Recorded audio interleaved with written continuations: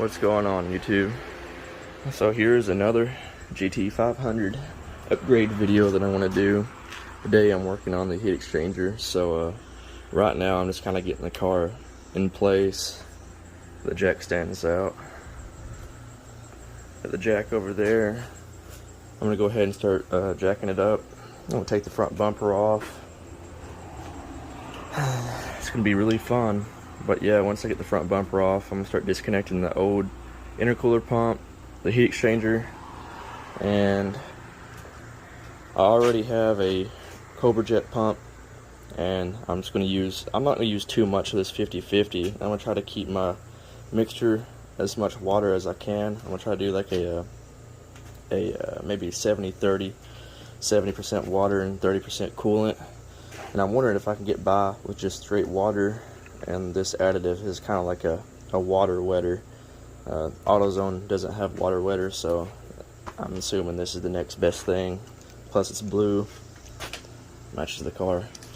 So yeah, anyway, I got the pump here. This is the VMP Cobra Jet pump. This is their harness, so it makes it plug and play. I made the mistake of ordering a intercooler pump bracket with the heat exchanger that I bought. So now I have two of these. It is an additional $20 with the heat exchanger, so don't make the mistake I done. If you want to go the VMP route, they send you a bracket. I ordered a super single heat exchanger from Department of Boost, and he charged me $20 for one of these. So yeah, you can save $20 by just, you know, buying this upgraded pump, which you're going to want to do anyway if you want to upgrade your heat exchanger. So yeah, anyway, I'm going to go and try to figure out what tools I'm going to need, and then I'll line them out right here, so that way if you plan on tackling this yourself, you can just pause the video and look at the tools. So let's pop the hood, jack this thing up, and get started. It's always nice having the right tools, even if it means having two of everything. So got two jacks. It makes life a lot easier on each side of the car. And, you know, always support your shit with jack stands. Better safe than sorry. And just another update. Relocated my sway bar to be able to clear 15-inch wheels so I can run slicks, which is another reason why I'm doing this heat exchanger upgrade, is so I can take this car to the track and actually stick on the track and keep my temps pretty manageable, because right now they're horrible. Of course, if you guys don't already know, this car is Trinity swapped. The only cooling mod I've done is this 3x capacity stock look coolant tank. I'm still running the factory. You can't even really tell it's there, but right down there it's the factory intercooler pump. And then I have the factory heat exchanger, which I'm getting ready to rip out. Super tiny. So I'm hoping that I can go from cruising temps, my IA2 temps, cruising in 90-degree weather, because it's August and it's super hot right now in Northeast Tennessee. I'm cruising around 130, so that's pretty unacceptable. So I'm gonna try to get those down as much as I can, which is why I went with the super single and this Cobra Jet pump, or it's the 1314 GT500. Either way, it's a good pump. It's way better than this one. I think this one moves like 3.5 gallons per minute, and this one moves 8. So you're basically doubling the coolant flow. But yeah, to get the front bumper off, we're gonna have to pull this plastic shroud or radiator shield, whatever you want to call this thing, cover. I thought I could use this pry tool, but it's just a lot easier to use a little flat head and pop these things up like that. And let's get underneath of them. If you have a thinner flat head, it'd work a lot better, but yeah, that's what you gotta do. Let's pull those bad boys out. Flat head. Okay, so here's all the push tabs. I found an even skinnier flathead screwdriver to make it easier. Once you get that off, You're gonna have two 10mm bolts right here beside each headlock. So just go ahead and yank these out with a 10mm. And don't lose your 10mm, because we all know how easy that is. So 1 and 2. Okay, so don't hold this part to me, but I'm pretty sure if you own a 2010 and up GT500, you're pretty much done with the bumper removal process, because all they have to do is just grab it and pop the clips off. But if you own a 2007 and 2009 like I do, then you're going to have to, I guess there's two ways of doing this. You can take the front wheels off, or I'm just going to try to make it a little bit easier and less labor intensive by just turning the steering wheel and trying to get as much room in here as I can. But you're going to have to use a flathead screwdriver, remove these screws, and well, maybe just these 3. I'm going to find out. But yeah, gotta remove this push style clip. Actually, it's one of those, use a flathead and you turn it and you can pop it out.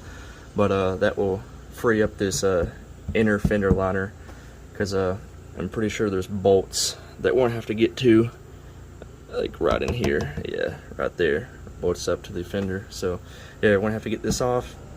I'm gonna figure out what size these well, nuts is probably what they're gonna be. Figure out what size they are, and we can probably go ahead and remove the bumper.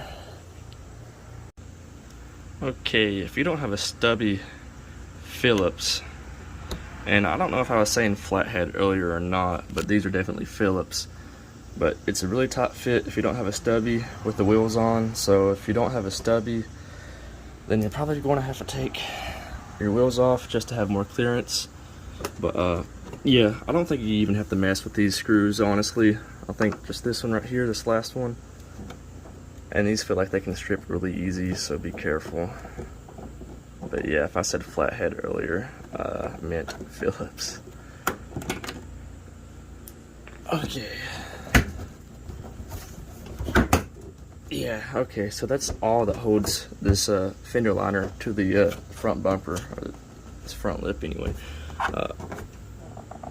Okay, looks like I'm starting to expose some of the nuts. Looks like there's maybe 3 in there. You see them? Oh, that third one back there, this one. I don't know if that's the bumper or not, but I'm gonna take it off anyway. But I know these 2 right here definitely have to come off. But I'm gonna go ahead and pop these push clips out to give us some more room to work with. Okay, so these bumper nuts are 10 mils as well. I'm gonna use a electric ratchet, so have a little bit easier clearance with this thing versus my impact. If you guys don't have one of these, you are probably going to have to take off the wheel, and honestly I should probably take mine off to make it easier on me, but these freaking Foose wheels are heavy as hell, so I'm gonna try to avoid any additional heavy lifting if I can. But if it comes down to it, I might take these off, but I think you can work around it. But yeah, these are 10 millimeters. I'll go ahead and take these 2 off just to see if it's going to free up the side of the bumper. If not, I'm going to take the third one off and we'll find out what it does. Okay, yeah, so it's just 2 of them that you need to take loose. I had to use an extension to get to the far back one back there, but looks like it's just those 2 that hold this bumper on, so don't worry about that third one right there. So now I'm going to turn the steering wheel and get the wheels pointing the opposite direction so I can start on the other side. But I'm gonna check underneath the car right quick and see if there's anything that might be holding this bumper on underneath that we might have to take off. We might have to take these little bolts out. I'm pretty sure because it's onto the skid plate. Unless this whole assembly can come off together, I'm not sure. But I'm thinking that we could probably just take these off. But actually, as a matter of fact, before I do this side, I'm gonna disconnect this lip from the skid plate,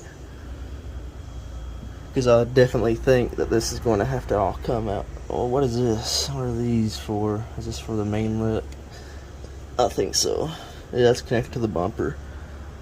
These big bolts right here. I'm thinking we're just gonna have to take these little tiny ones out. I wonder what size they are, but yeah, it should let us free up the bumper. Let's get her done. Okay, so those little tiny bolts were 7/32. What size they were? There's 3 of them that hold the skid plate to the lip. No, I take it back. There's 4 of them, but this one's kind of, I don't know.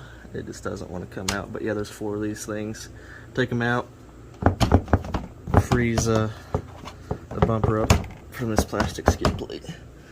So don't know what that is, but I'm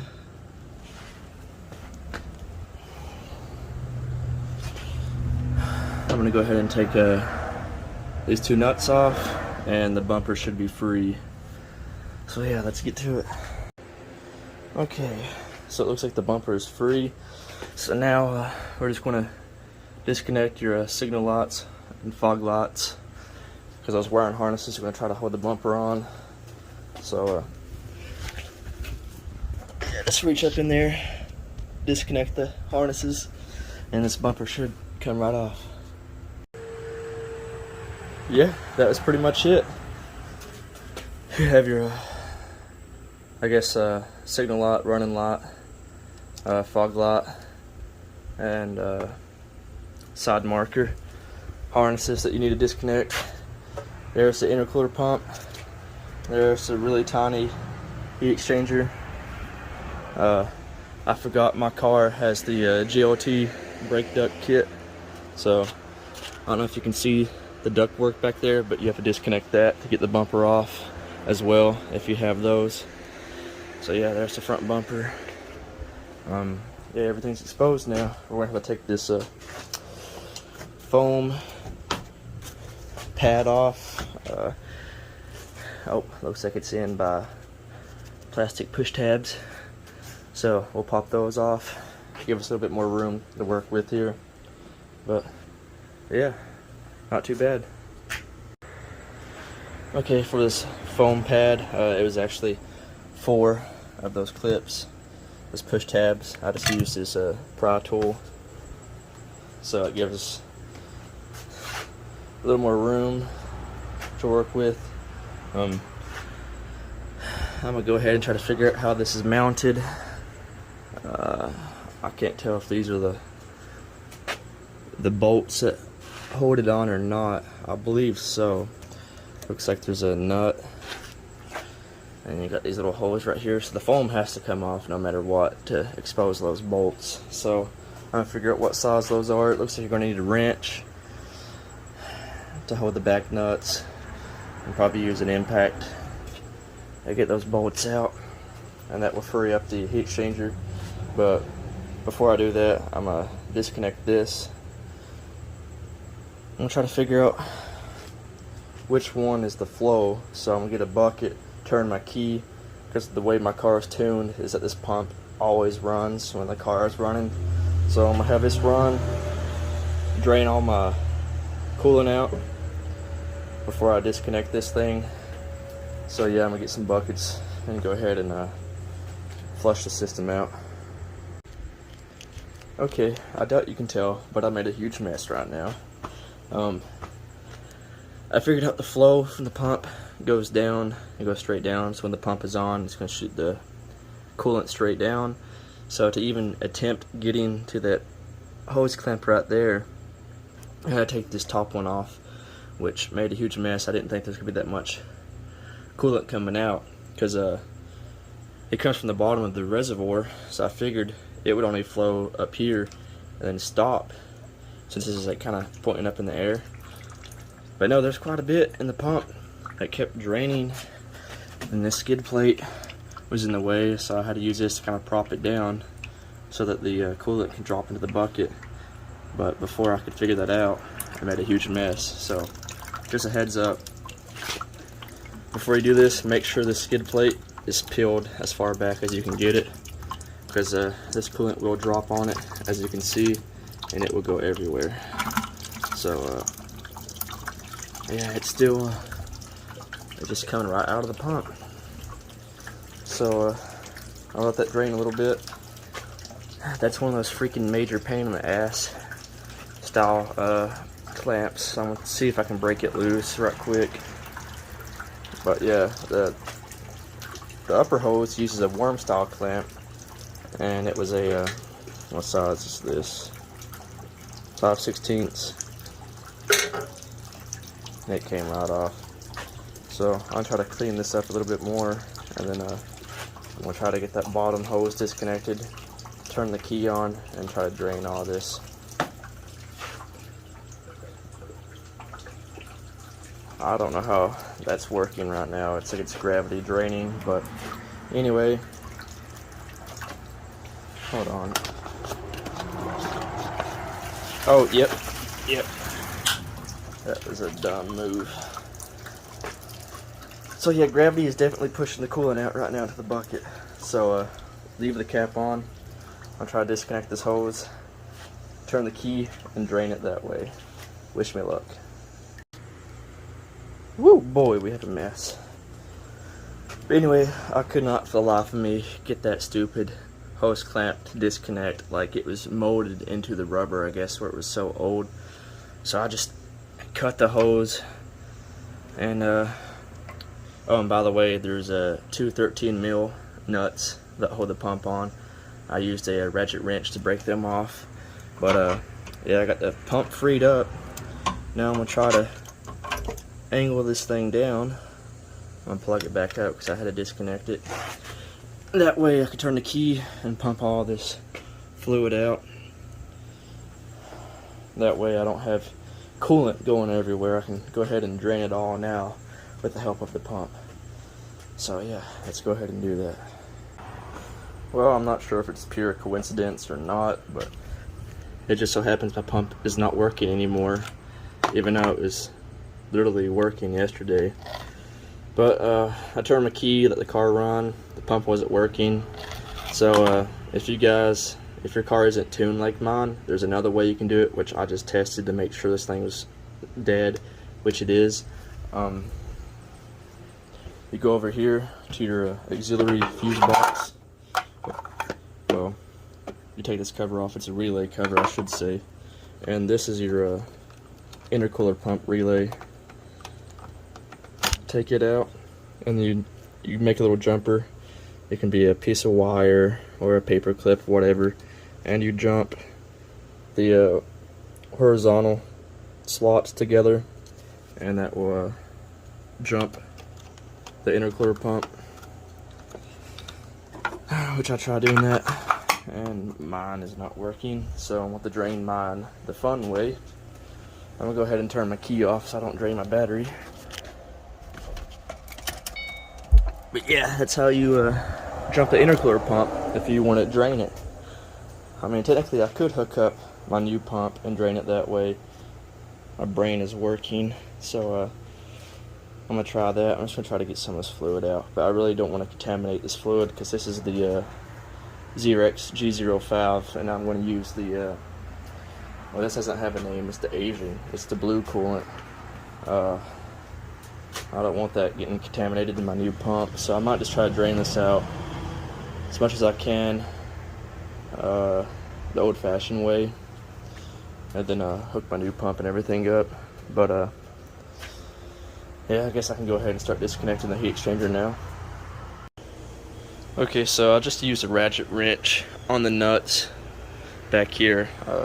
There was only one on that side. I don't know if there's supposed to be two or not, but my car just had one.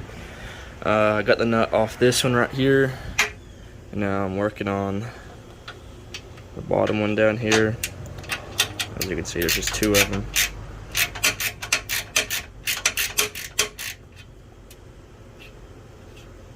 think I can almost get this one with my finger. There we go, yeah.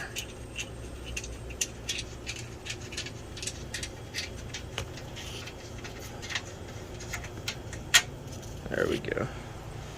So yeah, these were 13 millimeters. Put these over here. Looks like there's some type of like duct work or something, like little fins. Yeah, that's like a whole assembly right here. Is a part of the heat exchanger assembly. So I'm gonna figure out exactly what's still holding this thing on. Looks like this right here.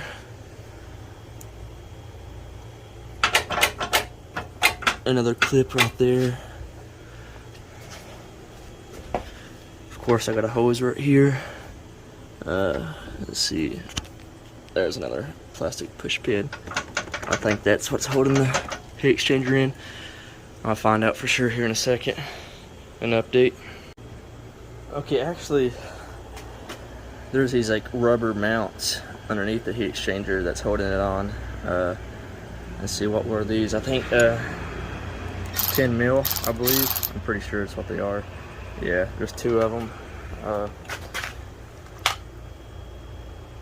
They bolted to this right here. I'll show you on this side right here. See, you got two of them. Let's see, let me get my impact right there and over there. So 10 mil.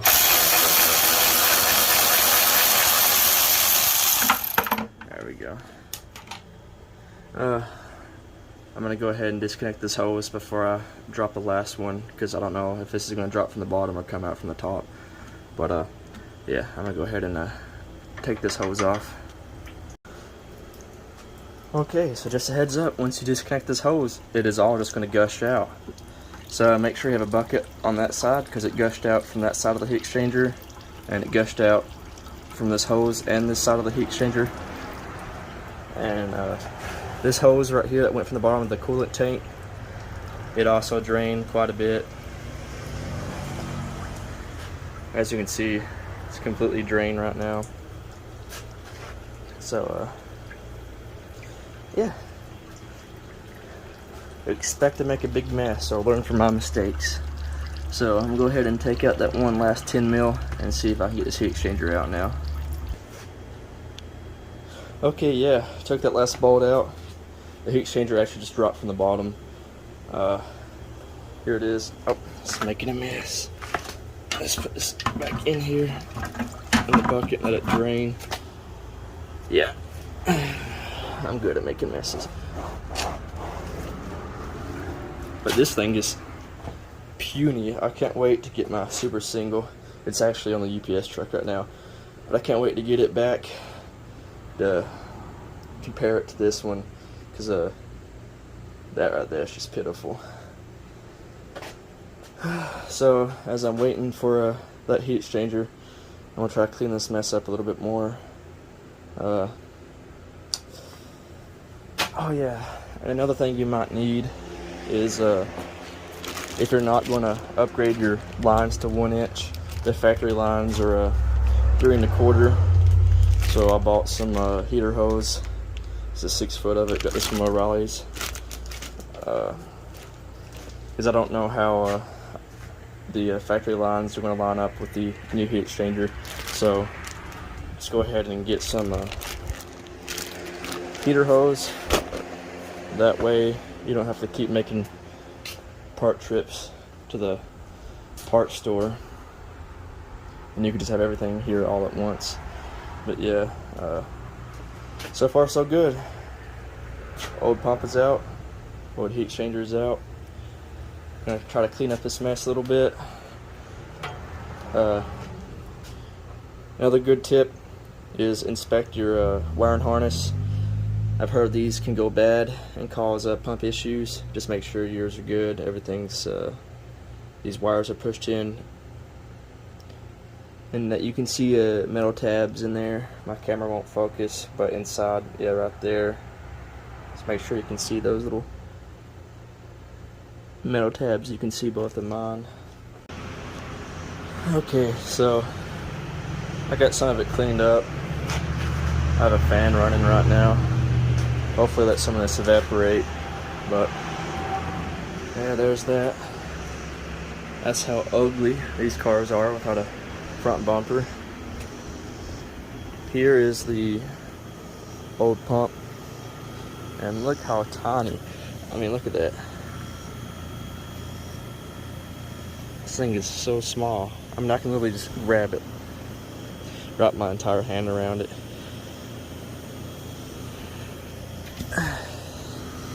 No wonder I'm having such bad heat soak issues. The pump wasn't even working. I think it was working intermittently because, I mean, you could check my reservoir when the car's running and it is moving fluid, but I guess it decided to take a dump now. It knew it was going to be replaced anyway, so oh well. Couldn't have been any better timing, honestly. And this little tiny heat exchanger, I didn't know this, but this thing's made by Garrett. Yeah, Garrett. I thought that was pretty cool. But yeah, definitely cannot wait for my super single to show up so I can compare the two side by side. That's, wow, that's crazy.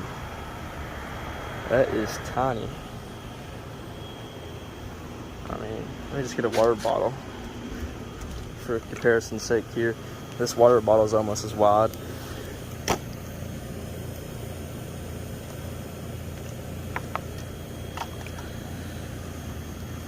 Yeah. That should give you an idea of how tiny the factory 07 to 09 heat exchangers are. I don't know what the size is on the 10 to 12 cars. They might be the same size, might be a little bit bigger, but the 13, 14s definitely have a bigger heat exchanger. But you can get those pretty cheap. I mean, they're an upgrade, but I mean, if we go through the trouble of taking all this apart, might as well get a really good heat exchanger. I went with a super single with no fans. Not that I'm against heat exchangers with fans. It's just I got a really good deal on the super single. I spoke directly with Jason with the Department of Boost, and he gave me a pretty good discount. So other than the fact that he's really slow at shipping stuff out, and he charged me 20 bucks for a freaking intercooler pump bracket, which VMP sent me for free with the Cobra Jet pump. I don't know what this is exactly called on the website. I think it's just called Upgraded GT500 pump. But either way, it comes with the harness that you need that will work with the factory 07 to 09 intercooler pump harness. So yeah, we got this right here. I've already got it clipped up. So yeah, it should be, well, I think so. Yeah. It's just this connector looks a lot wider, so it made it look like these won't work. But yeah, that is the right connector. So now I'm just waiting on the UPS truck to show up and go ahead and bolt that in. That way we can see if there's any type of modifications that we have to do. I'm thinking the way it's set up, it's supposed to bolt up to the factory's heat exchanger location, but it's the hoses that we're going to have to try to work something out. I'm really hoping we can reuse this hose and this one down here just to make life easier, but if not, we have extra hose. We are definitely going to need some extra hose for the heat exchanger to the new pump. I have 6 foot of it. Again, you can go to O'Reilly's and get this stuff right here. It's pretty cheap. I think I gave like $6 for it. Front bumper. So yeah, so far it's just basic hand tools is all you needed. I think it was a flathead, stubby Phillips, 10 millimeter. I think these were 13s. And what was it, really weird tiny? I think these were, what, 7/32? Yeah, these little tiny things that hold the skid plate to the bumper. So other than making a mess, it wasn't too bad. But once I get the super single in, I'm going to compare them to the factory stuff. Then I'm going to go ahead and start bolting it on, and then walk you guys through that. Hopefully it will be a cakewalk. That's what I'm hoping anyway. Well, look what finally showed up. Here is the Super Single. And I guess that $20 bracket I was talking about earlier is this. So no, actually, like, I don't mind spending 20 extra bucks on this mount, because if this is the intercooler pump bracket, then this thing is heavy damn duty. In the listing it said universal pump bracket, so I just figured he's going to give me one of those like C-clamp style things. But no, I can totally understand the extra 20 bucks now. That's pretty beast. Here are the fittings. He gives you some C-clamps or worm clamps. So oh yeah, I ripped that bag, so it's trying not to lose anything. But this thing is definitely a lot bigger and nicer than the factory heat exchanger. So what I'm getting ready to do is take this outside and compare it to the stock one. I'm gonna bring the stock one in here and compare them. Well, the Department of Boost Super Single showed up finally. As you can see, there is a huge difference between the two. This one's a lot thicker, and obviously it's a lot bigger. Here's the old pump versus the new one. I had to take this off. The only thing I had to do was kind of pry up on these tabs right here. But I think this thing right here is in the way of trying to fit this thing in there.